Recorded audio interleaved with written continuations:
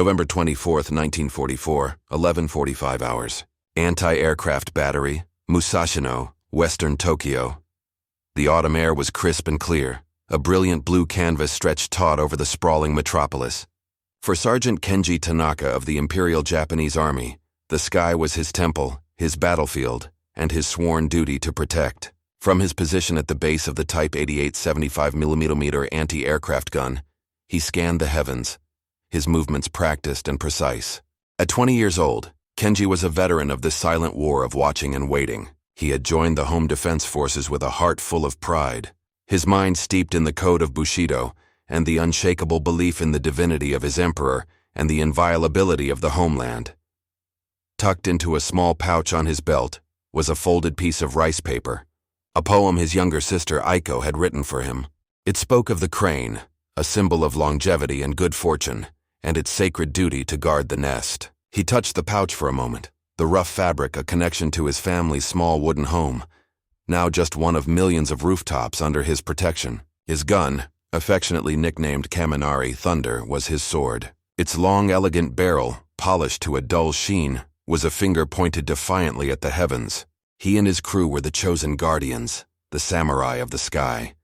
A distant drone, faint at first, broke the midday calm. It was not the familiar throaty roar of a Nakajima fighter or the growl of a Mitsubishi bomber. This was a new sound, a high-pitched, multi-tonal hum, a chorus of engines that seemed to come not from the sky but from the very top of the world. The spotters cried out, their voices strained. Kenji snapped his binoculars to his eyes, scanning the sector they indicated. And then he saw them. They were not planes. They were silver specks, tiny slivers of light like dust motes caught in a sunbeam. They moved with an unnerving, deliberate slowness, impossibly high, leaving brilliant white contrails that scarred the perfect blue. The battery commander began shouting orders, the predictor whirred as the crew frantically spun its dials, trying to calculate a firing solution. The numbers being relayed were unbelievable. Range 20 kilometers. Altitude unknown. Then a new frantic estimate. Altitude 10,000 meters. A wave of disbelief washed over the gun pit. 10,000 meters. 33,000 feet. Kaminari's maximum effective ceiling was barely 8,000 meters. Kenji stared up at the distant silver crosses, a cold, sickening dread coiling in his stomach. His sword was too short. The enemy was not just at the gates of his temple. They were standing on its roof, and he could do nothing but watch. The terror was not of the bombs they would drop, but of his own utter, complete impotence. The silver specks that terrified Sergeant Kenji Tanaka were the culmination of the most expensive and technologically ambitious weapons program of the Second World War. The Boeing B-29 Superfortress, costing over $3 billion, more than the Manhattan Project. The B-29 was a quantum leap in aeronautical engineering, designed for a single specific purpose, to wage a strategic bombing campaign against the Japanese mainland from bases beyond the range of any other aircraft. Every element of its design was revolutionary and centered around the concept of high-altitude performance. Its four massive Wright R-3350 duplex Cyclone radial engines were fitted with 2 turbo superchargers each, allowing them to maintain power in the thin, cold air of the stratosphere. The plane's most groundbreaking feature was its fully pressurized crew compartments. For the first time, a bomber crew could operate for hours at altitudes above 30,000 feet without the need for clumsy, oxygen-starved masks, reducing fatigue and dramatically increasing operational efficiency. The B-29's defensive armament was equally futuristic. It featured a General Electric central fire control system, an analog computer that allowed a single gunner, seated in a comfortable pressurized sighting blister, to aim and fire multiple remote-controlled turrets packed with 50-caliber machine guns. This system automatically calculated for airspeed, gravity drop, and lead, making the Superfortress an exceptionally deadly target for any fighter that could even reach its altitude. The strategic doctrine behind this marvel was championed by General Haywood S. Hansel, Jr., the commander of the new 21 Bomber Command. Hansel was a fervent believer in the theory of high-altitude daylight precision bombing. The plan was to fly the B-29s from newly captured bases in the Mariana Islands, Guam, Saipan, and Tinian, in vast formations at altitudes between 30,000 and 35,000 feet. From this untouchable perch, protected by the thin air and the formidable jet stream, they would methodically destroy Japan's key industrial and military targets with high explosive bombs. The strategy was built on a foundation of technological supremacy. The United States Army Air Forces believed they had created a weapon that could operate above the effective ceiling of Japanese anti-aircraft artillery and the majority of its fighter aircraft, allowing them to win the war by systematically dismantling Japan's ability to fight, all while minimizing their own casualties. The B-29 was not just a bomber. It was an instrument of strategic paralysis, designed to be invincible. Sergeant Kenji Tanaka's world was one of disciplined ritual and unwavering faith in his equipment. The Type 88 75mm anti-aircraft gun was the workhorse of Japan's home defense. Introduced in 1928, it was a solid, reliable weapon, capable of firing a 6.5-kilogram shell up to a vertical ceiling of about 9,100 meters, though its effective ceiling, the height at which it could reliably track and engage a target, was closer to 8,000 meters. For years, this had been more than sufficient. Kenji and his crew were a tightly knit unit, drilled to perfection. They could emplace, aim, and fire their gun in minutes. Their training had focused on engaging the types of bombers they expected to face, American B-25s or B-26s, flying at medium altitudes of 10,000 to 15,000 feet. Against such targets, Kaminari was a deadly and effective weapon. They had spent countless hours practicing target identification, range estimation, and fuse setting. They were taught that the collective spirit and skill of the gun crew, their seishin, could overcome any material advantage the enemy possessed. Propaganda reinforced this belief. Newsreels and posters depicted heroic gunners, faces grim with determination, blasting clumsy American bombers from the sky. They were told the Americans were decadent and cowardly, their pilots unwilling to press home their attacks in the face of determined resistance. The defense of the homeland was a sacred duty, and every citizen, especially the soldiers manning the guns, was a vital part of an unbreakable national shield. This confidence was built on a complete ignorance of what was coming. Kenji had never seen a pressurized aircraft. He had never been taught to calculate firing solutions for a target moving at over 300 miles per hour, 6 miles up in the sky. His optical rangefinders struggled to resolve such a small, distant target, and the mechanical predictor, a complex clockwork computer, was being pushed far beyond its designed parameters. The world he had trained for was a world of medium altitudes and subsonic speeds. The B-29 Superfortress did not belong to that world. It belonged to the future, and it had arrived without warning over his home, rendering his skills, his training, and his beloved gun tragically obsolete. The Japanese high command was not ignorant of the threat of strategic bombing. They had seen what the Allies had done to the cities of Germany. However, their entire air defense network was built on a series of critical miscalculations, born from a mixture of overconfidence and an underestimation of American industrial and technological prowess. Japan's primary air defense rested on two pillars: anti-aircraft artillery and interceptor fighters. The artillery network, like Kenji Tanaka's battery, was densest around major industrial centers like Tokyo, Nagoya, and Osaka. It was composed primarily of the 75mm Type 88 and the older 75mm Type 11, with a smaller number of heavier 105mm guns. While effective against medium-altitude threats, the sheer number of guns needed to defend the entirety of Japan's sprawling urban industrial landscape was lacking. More importantly, their effective ceiling was a known hard limit. The second pillar, the fighter force of the Japanese Army and Navy Air Forces, was also fundamentally unprepared. Their best interceptors in late 1944, like the Kawasaki Ki-61 Hien, Tony, and the Nakajima Ki-84 Hayate, Frank, were excellent aircraft, but they struggled to perform at altitudes above 30,000 feet. The thin air robbed their engines of power, reduced maneuverability, and made interception a slow, laborious process. A fighter might take nearly 30 minutes to climb to the B-29's operational altitude, by which time the bomber formation had already passed over its target. Furthermore, Japan was facing a critical shortage of experienced pilots and aviation fuel. Japanese intelligence had received reports about the B-29, but they failed to grasp the full implications of its high-altitude capabilities. They expected it to bomb from medium altitudes, perhaps 20,000 to 25,000 feet, where their fighters and heavier AA guns could still effectively engage it. The assumption was that no bomber could practically or effectively operate in the thin, frigid air of the stratosphere. They expected a conventional air war, one they believed they could fight to a bloody stalemate over their own skies, inflicting unacceptable losses on the Americans. The entire defensive strategy of the home islands was predicated on the belief that the enemy would have to descend to a level where they could be fought. The possibility of an enemy that could simply fly over their defenses, as if they didn't exist, was a failure of imagination they could not afford, but made nonetheless. The first major B-29 raid on Tokyo on November 24, 1944, was a scene of surreal, frustrating, and terrifying futility for the defenders on the ground. For Sergeant Kenji Tanaka and his crew, the initial shock gave way to a desperate, by-the-book response. The commander screamed the firing data relayed from the predictor, range, bearing, and an impossibly high angle of elevation. The crew worked with frantic energy, manhandling the heavy shells, setting the time fuses, and ramming them into the breach. Kenji gave the order to fire. Kaminari bucked, the report a sharp crack that was somehow thin and unsatisfying in the vastness of the sky.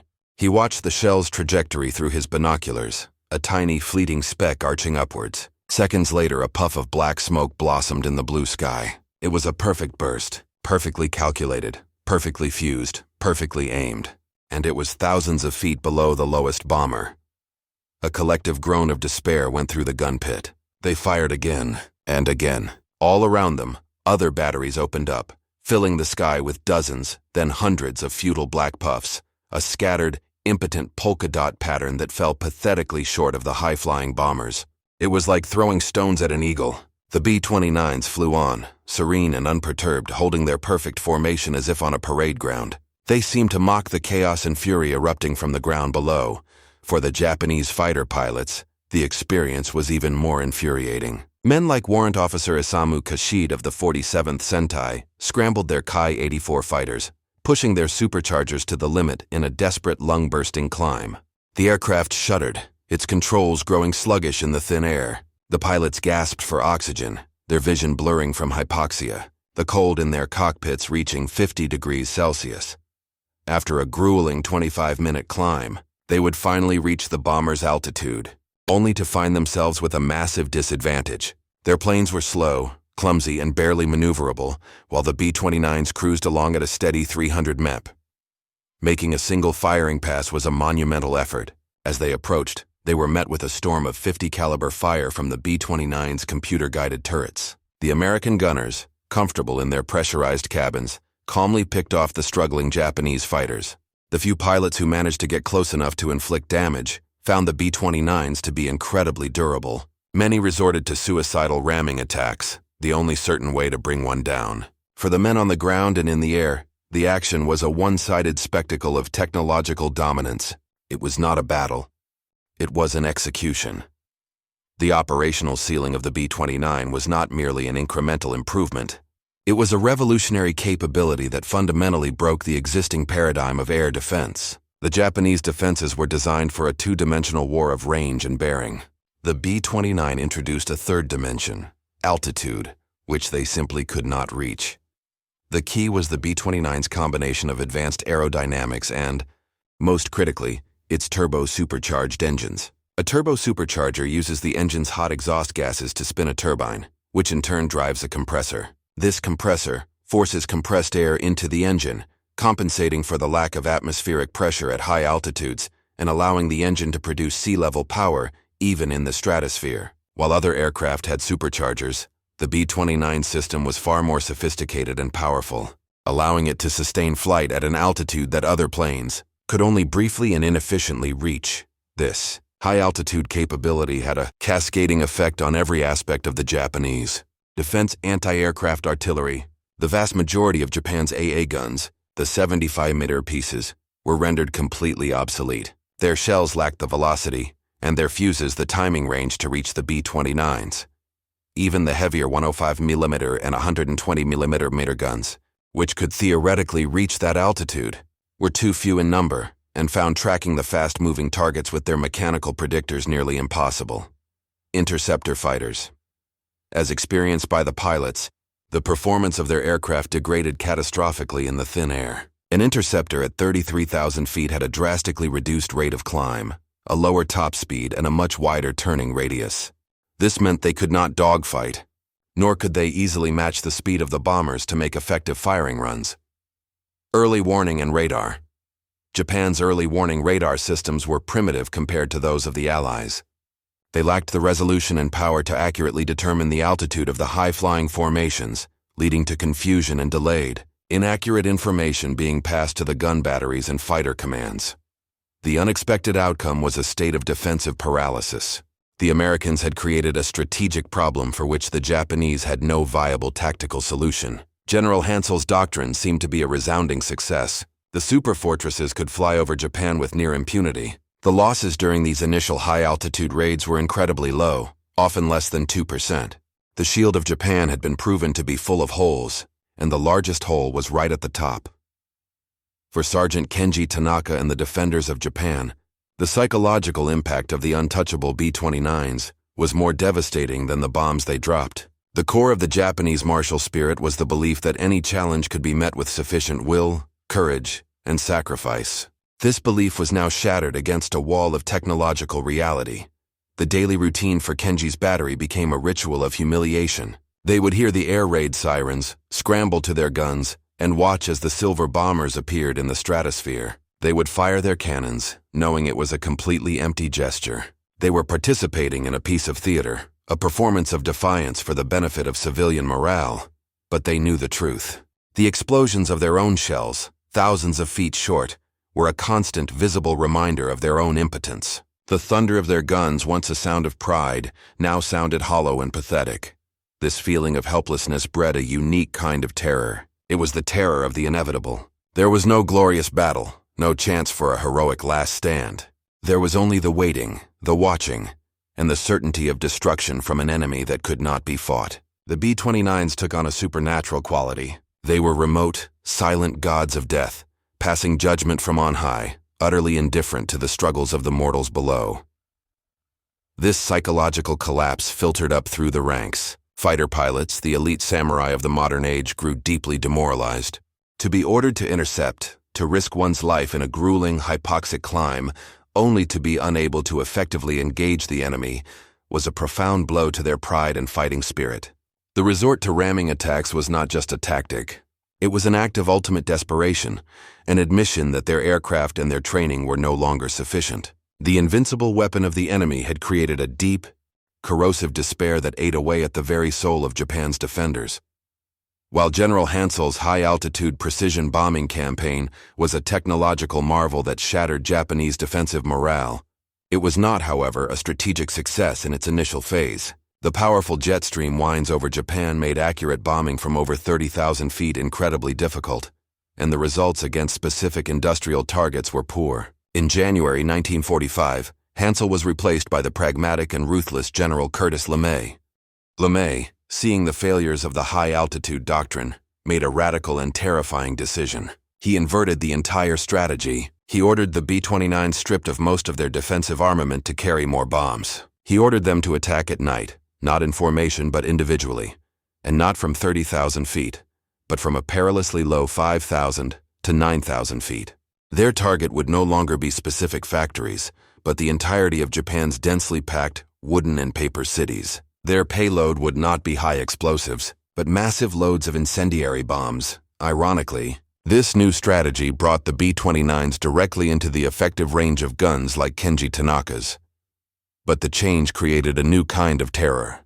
The defenses, designed to counter small formations in daylight, were completely overwhelmed by hundreds of individual bombers arriving over several hours at night. The low-altitude firebombing raids, beginning with the Great Raid on Tokyo on March 9–10, 1945, created firestorms that destroyed vast swaths of Japan's cities and killed hundreds of thousands of civilians. The gunners could now reach their targets, but they were drowned in a sea of them. The legacy of the high-altitude campaign was therefore twofold. It was the crucial first step that psychologically broke the back of Japan's air defenses, proving that the homeland was not inviolable. It demonstrated a technological gap that the Japanese could never hope to close. This initial phase of untouchable dominance set the stage for LeMay's devastating firebombing campaign. And ultimately, when the time came to deliver the final, war-ending blows, the atomic bombs were dropped on Hiroshima and Nagasaki by B-29s, the Enola Gay and Boxcar, flying from high altitude, once again untouchable, unreachable, and utterly unopposed, fulfilling the terrifying promise first revealed to a helpless gunner on a clear November day over Tokyo.